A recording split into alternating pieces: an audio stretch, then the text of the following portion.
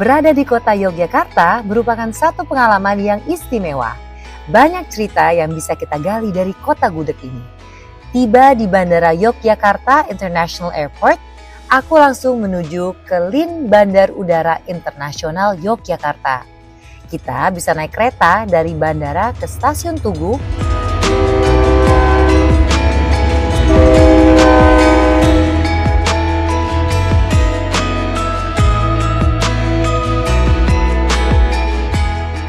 Sobat Negeriku, kalau melihat latar belakang aku saat ini pasti tahu aku berada di mana? Betul sekali, di Yogyakarta.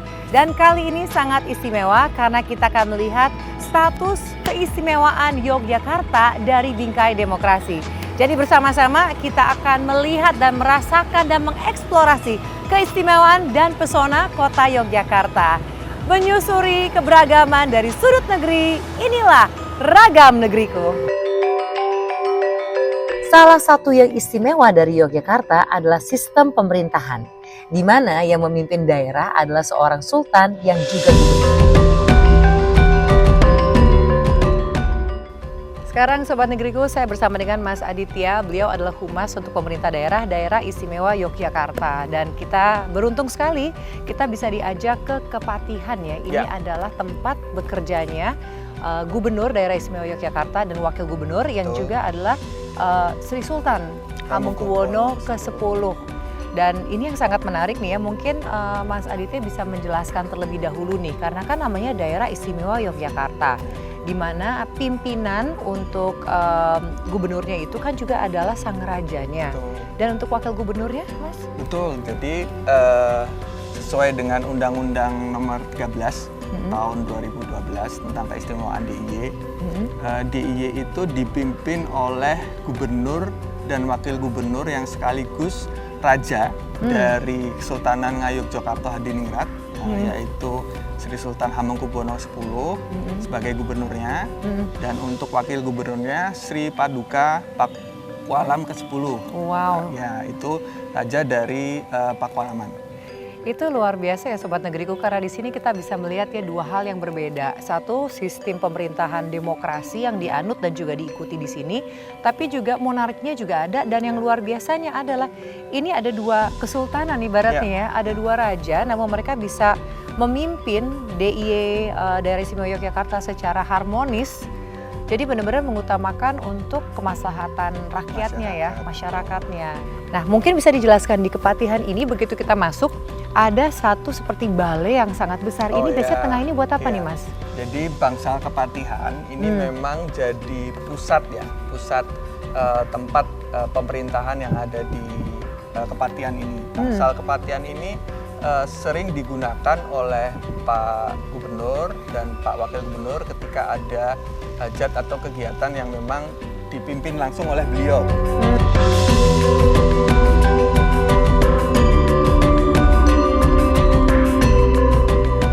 Ini luar biasa ya, sangat homey, sangat nyaman, indah, dan tetap suasana Jawanya tuh sangat kental ya, dengan berbagai aksen, motif, dan sebagainya.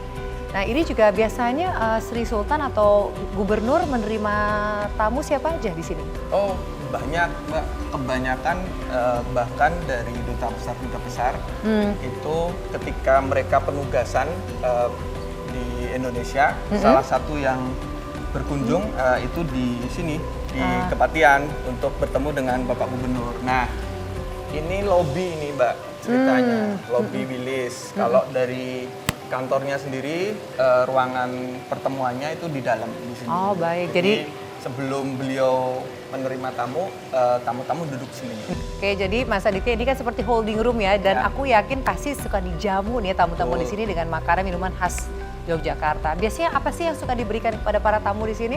Nah, ini kebetulan ada Mas Nanang nih yang halo memang Mas Nanang. sering. Selamat sore Mas Nanang. Boleh sini ngobrol-ngobrol dulu sebentar nih, Mas. Jadi saya terkagum-kagum ya dengan ruangan ini ya, memang sangat kental suasana Yogyakartanya. Nah, pasti makanannya kan juga khas nih. Boleh kasih bocoran dong, biasanya tamu-tamu di sini disuguhkan dengan apa? Iya, biasanya untuk minuman itu disediakan wedang secang. Wedang secang. Wedang secang. Ginger lamb. Oh, terus ada bir Jawa. Bir Jawa. Kalau untuk makanannya apa biasanya? Makanannya juga biasanya tradisional yang khas Jogja seperti kipo. Kipo. Saya belum pernah tuh coba tuh kipo. Harus coba.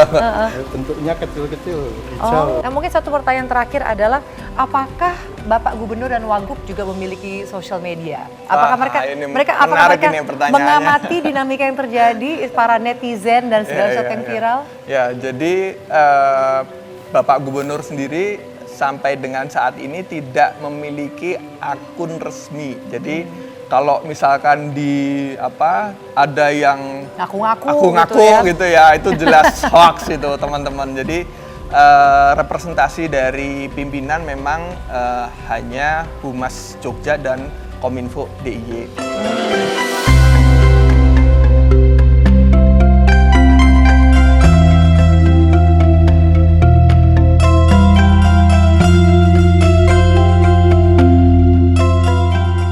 Sobat Negeriku, saat ini saya bersama dengan Mas Agus Nur. Beliau adalah seorang sastrawan, seorang tokoh seni di Yogyakarta, dan kita tuh beruntung banget loh bisa diundang ke sini. Mas Agus.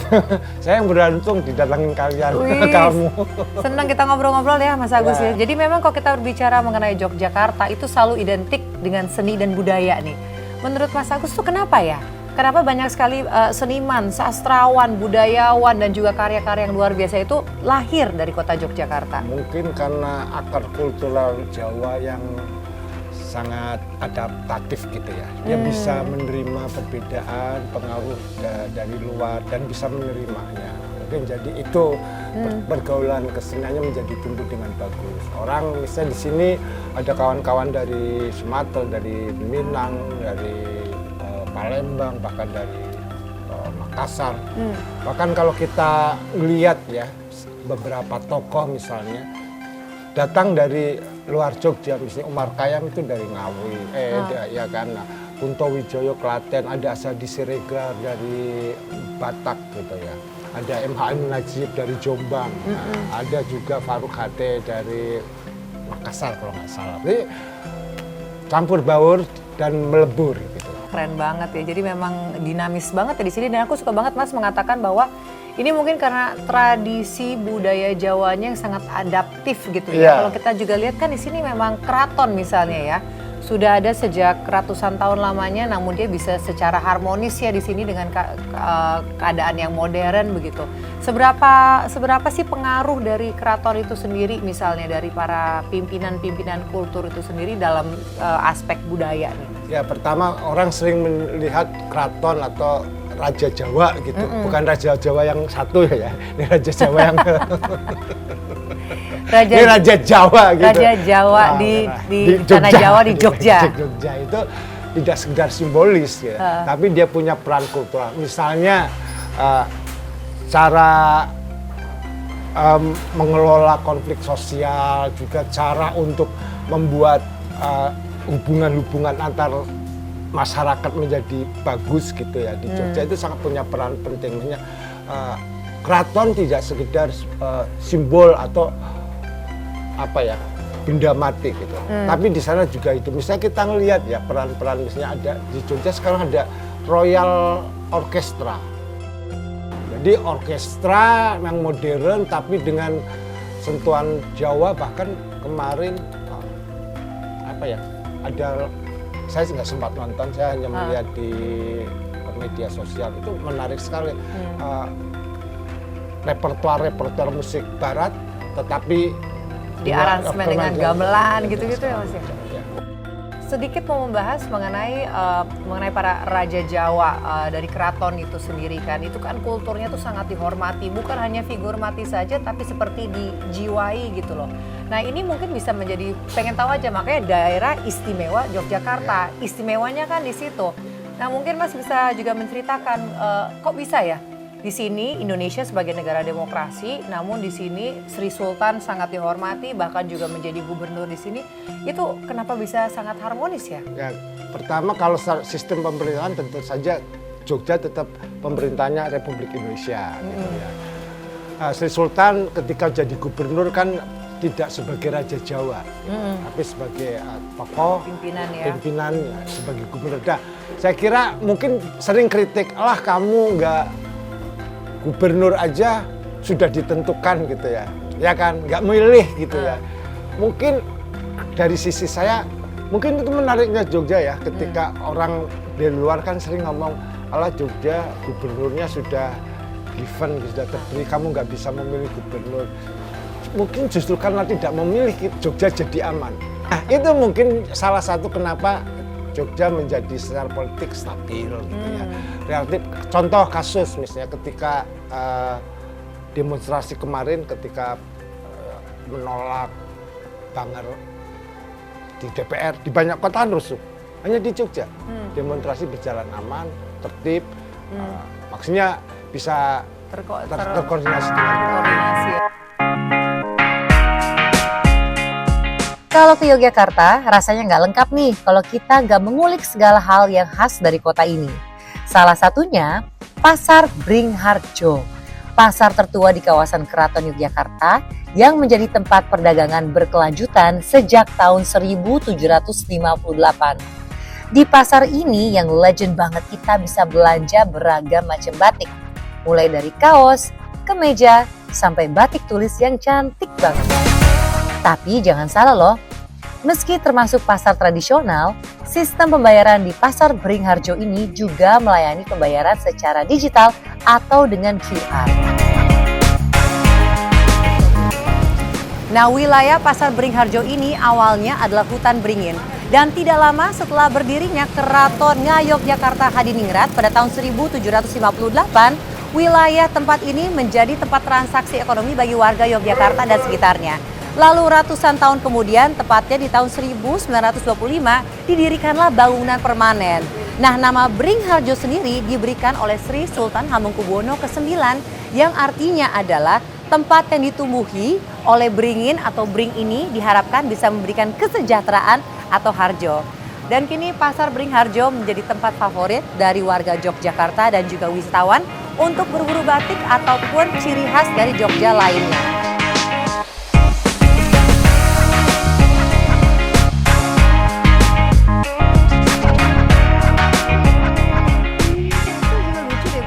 Harganya tuh Bu?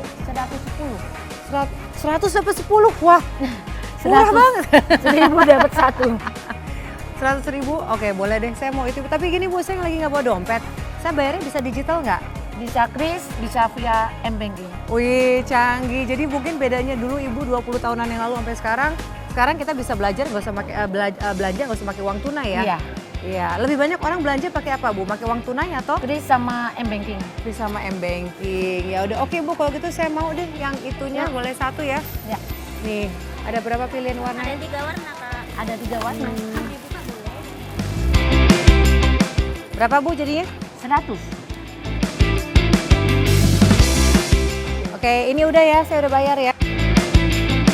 Wah, ternyata sekarang ya mau belanja di pasar aja dibikin semakin mudah dengan adanya uang digital ya. Kita transaksi pembayaran digital. Terima kasih banyak. Wow, udah gitu nggak pakai kantong plastik lagi.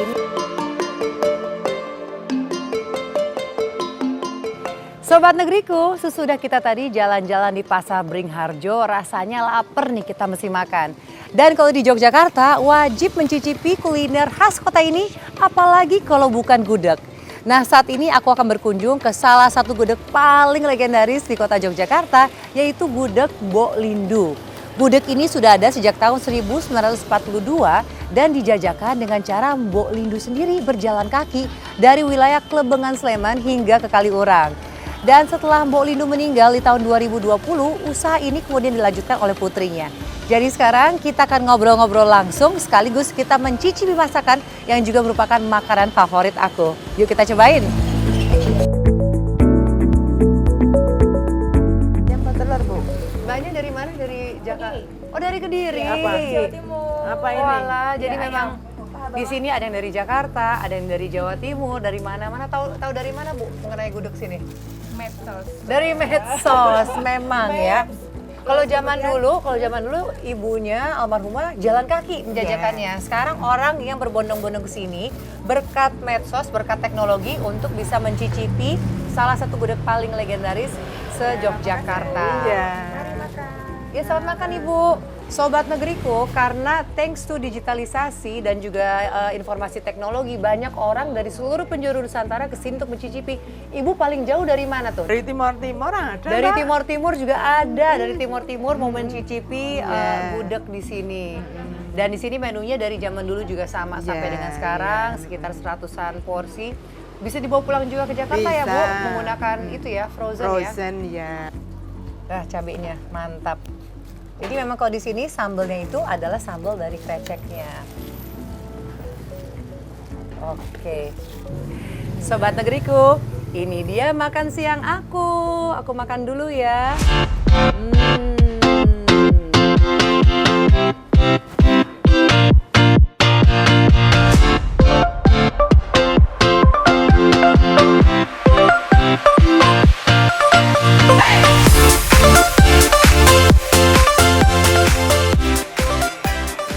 Takkan lama saja ku akan kembali lagi. asalkan Kau tetap menanti.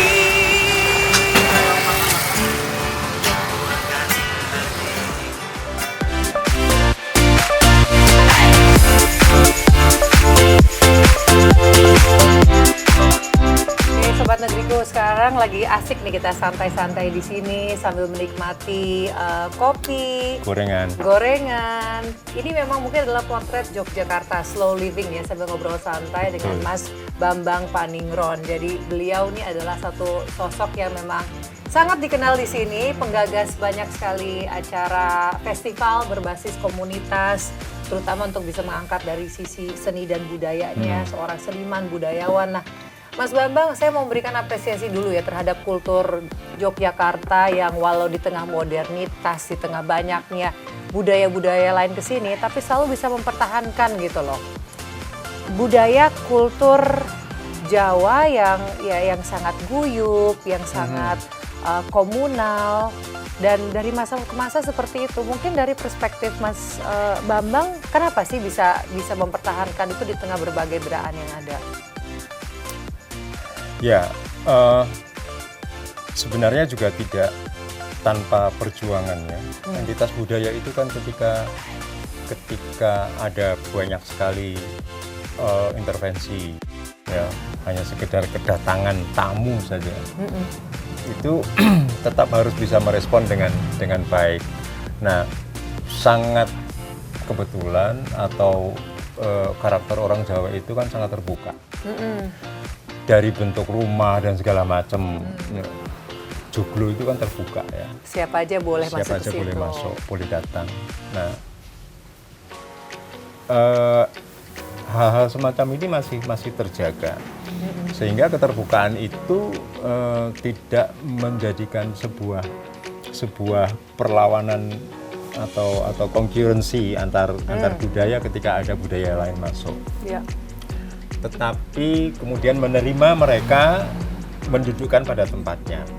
Nah, di Jawa ada sikap-sikap hidup yang terkait dengan ini idiom-idiom Jawa yang dipangku mati, istilahnya begitu.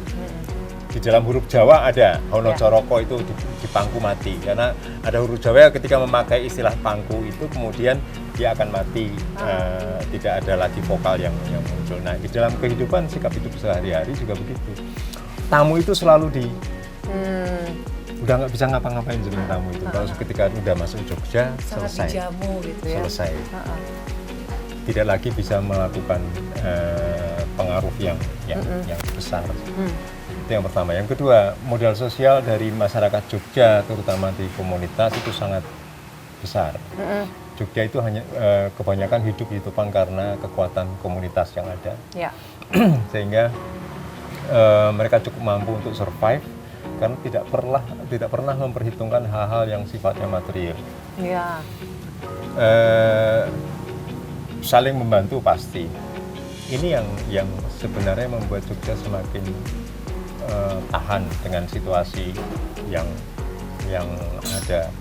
COVID kemarin juga menunjukkan bagaimana teman-teman bergerak saling membantu, dan itu bukan tanpa bukan sesuatu yang otomatis, tetapi memang budayanya begitu. Sikap-sikap yang dimunculkan ketika menghadapi krisis seperti itu. Nah, ini yang sangat memperkuat. Ya. Kemudian tak tambahin sekalian, Jogja itu ada istilah 5K nih di Jogja nih. Tadi kita sudah nyebut komunitas. Ya. Kemudian ada kampung. Komunitas, kampung. Kemudian keraton. Nah, itu yang saya mau nanya nanti, keraton. Keraton kita kasih tengah ya. Ya. Masih ada 2 lagi. Kemudian keprajan, itu pemerintah daerah. Kemudian yang kelima, kampus. Jadi 5 hal inilah yang sebenarnya menopang kehidupan Jogja. Sudah menjadi satu kesatuan. Jogja ini nggak ada kalau nggak ada keraton. Meskipun di abad modern ini ya, orang kadang-kadang tidak begitu respect dengan hal-hal yang sifatnya tradisi, yang namanya nguri-uri budaya atau melestarikan budaya itu seakan-akan satu hal yang udah kuno lah. Ya. Padahal dari situlah sebenarnya kita bisa hidup menjaga peradaban ini sampai sekarang. Kekuatannya itu justru malah berawal dari keberadaan sebuah entitas budaya yang sangat kuat. Mau sedikit aja nih Mas Bambang mau membahas mengenai keistimewaannya. Kalau berbicara mengenai tradisi Yogyakarta itu kan luar biasa. Segala sesuatu itu memiliki simbol, memiliki makna. Motif batik misalnya, sampai dengan posisi sesuatu, sampai dengan alat musik dan sebagainya. Boleh dong, ini kita ngobrol santai aja Mas Bambang ya, bisa bercerita gitu loh. Bagi banyak orang kan itu adalah hal yang mistis, namun kan berkaitan dengan suatu bisa katakan supernatural karena tidak sesuai pemahaman kita gitu. Nah, gimana sih hal-hal seperti itu bisa di sini bisa hidup berdampingan gitu loh, hal-hal tradisi seperti itu bisa berjalan dengan damai dengan kehidupan manusia sehari-hari. Ini agak berat nih. Jadi dunia Jawa, baik mistik maupun non mistik, ini kan dipenuhi dengan semiotika ya kalau zaman sekarang, metafor dan segala macam, sehingga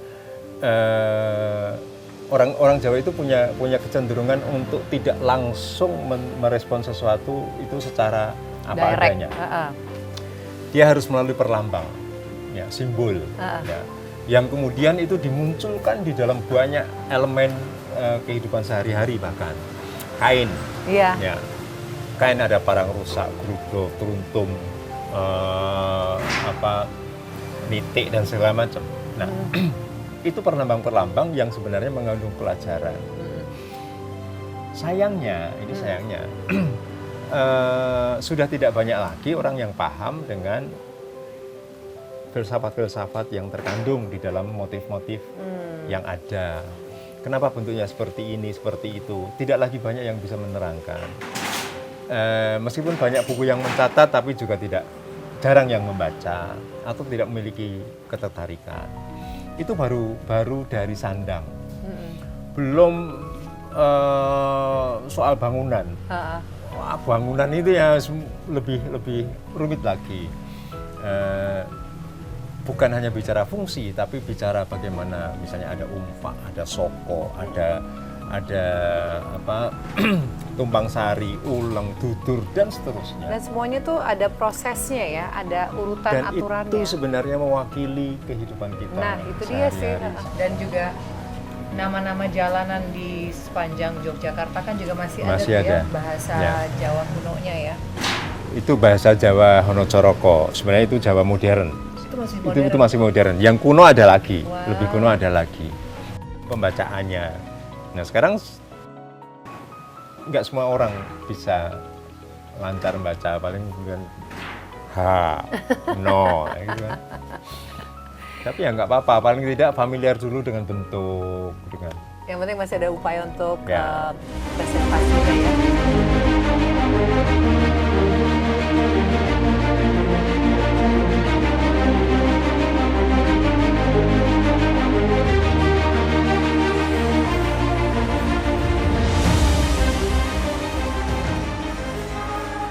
Sobat Negeriku, paling enak kita berbincang-bincang ditemani dengan kopi dan juga gorengan dan tentunya obrolan hangat dari Profesor Purwo Santoso. Prof, terima kasih banyak Prof udah mau ngobrol-ngobrol dengan Sobat Negeriku. Nah, beliau ini di tengah jadwal yang sangat sibuk, terima kasih sebagai Profesor bidang ilmu pemerintahan dari UGM. Baru terbang dari Jakarta, kita bertemu di sini Prof, karena sepertinya Prof yang paling tepat yang bisa menjelaskan kepada kita nih Prof mengenai daerah istimewa Yogyakarta dengan monarkinya, dengan pemimpinnya yang merupakan Sri Sultan ya. Tetapi tentunya dalam konteks Indonesia sebagai negara demokrasi. Nah, seberapa pentingnya sih kehadiran keraton itu dalam setiap sendi kehidupan masyarakat Yogyakarta di era modern saat ini? Kalau demokrasi itu tidak hanya sekedar pemilu, sangat penting. Nah, kalau kami mengajarkan demokrasi di kampus itu adalah korespondensi antara yang berkuasa dengan yang dikuasai. Jadi hubungan yang terus-menerus ya, sangat dinamis ya. Dan apa namanya, formulasi hubungan timbal balik itu dalam bahasa Jawanya kan Raja Manunggaling Kawula Gusti. Jadi salah satu tafsir dari manunggal, manunggalnya Kawula, orang kecil dengan raja dengan rakyatnya. Sehingga justru menyatunya raja dengan rakyat itu ditandai banyak hal, terutama ketika masih zaman Sultan IX. Jadi misalnya Sultan IX, kami orang Jogja mengatakan Sultan IX, itu dihormati sebagai raja meskipun waktunya lebih banyak dipakai di Jakarta karena beliau kan menteri, lalu wakil presiden dan seterusnya. Sehingga yang efektif berkuasa itu pamannya yang notabene adalah Pakualam VII. Dan tadi ada banyak hal yang misalnya tanah itu kan dibiarkan ya, dipersilahkan untuk dipakai oleh publik, termasuk tanahnya UGM, kampus UGM itu. Dan ada banyak lagi tanah-tanah itu yang sepanjang dimanfaatkan untuk umum, sepanjang itu tidak diambil alih kepemilikannya. Lalu kemudian dengan tahtanya itu kemudian dia menjangkau rakyat dengan tanahnya, sehingga ikatan emosinya menjadi sangat erat dan hal macam itulah yang kemudian menjadi dasar kami untuk memformulasikan demokrasi, standar demokrasi asal tidak elektoral ya. Lalu kemudian ya justru esensi demokrasi kita bisa lihat di sini. Dan Dalam 10 menghendaki ada dasar hukum yang lebih mapan, sehingga waktu itu kita gulirkan undang-undang keistimewaan DIY. Percobaan membuat undang-undang itu 3 kali, tapi baru yang ketiga ini gol waktu itu ya. Jadi disitulah kemudian kita bisa mengkapitalisasi demokrasi dalam pengertian yang tidak elektoralistik. Dalam bahasa Jawa tadi Manunggaling Kawula Gusti, jadi kawulanya kawula alit itu justru berinteraksi meskipun tidak diekspresikan dalam hal-hal yang lebih rumit ya. Tapi ikatan emosi dan tahta itu memang didedikasikan untuk rakyat gitu. Sehingga ngerasa dalam 9 ketika diamati oleh para pengamat, bukunya itu dijuduli sebagai tahta untuk rakyat. Jadi ketika tahta diserahkan untuk rakyat, berarti kan dia mendedikasikan kekuasaan untuk rakyat. Dan itu justru demokrasi yang keren.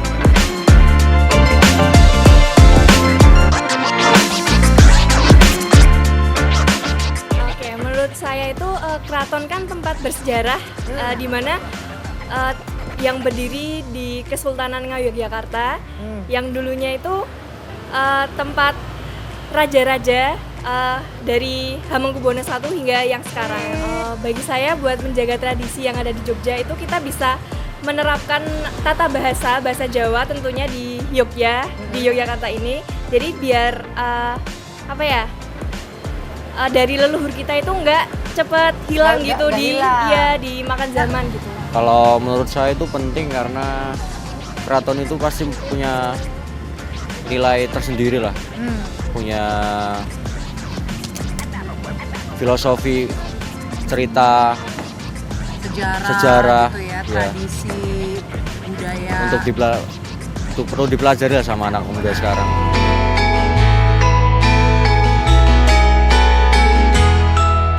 Hai Sobat Negeriku, kalau di Yogyakarta belum lengkap namanya kalau kita tidak ke Jalan Malioboro. Nah, Jalan Malioboro ini diresmikan pada tahun 1755 dengan lebar 25 meter. Dan Jalan Malioboro ini merupakan salah satu kawasan jalan yang terdiri dari 3 jalanan di Yogyakarta yang membentang dari Tugu Yogyakarta hingga ke titik 0 km Yogyakarta. Dan secara keseluruhan, Jalan Malioboro ini terdiri dari Jalan Margo Utomo, Jalan Malioboro, dan Jalan Margo Mulyo. Nah, yang sangat menarik adalah sekarang jalanan di sini sangat enak, sangat tertib, sangat lengang. Karena biasanya para pedagang yang menjajakan dagangannya di kanan dan kiri jalan itu sudah ditertibkan. Dan pada malam hari, jalan utamanya ditutup dari kendaraan pribadi sehingga beca, delman, dan para pejalan kaki bisa menikmati keindahan jalanan yang ada di sini. Nah, sekarang aku mau mengajak kamu ya, Sobat Negeriku, untuk bisa melihat lagi keasyikan yang ada di Malioboro. Ikutin aku ya. Yogyakarta, semuanya istimewa. Terima kasih Sobat Negeriku sudah nemenin aku jalan-jalan di Yogyakarta. Sambil menikmati suasana malam hari, aku ingin menaiki delman yang ada di kawasan Malioboro. Sampai ketemu di episode Teras Negeriku lainnya.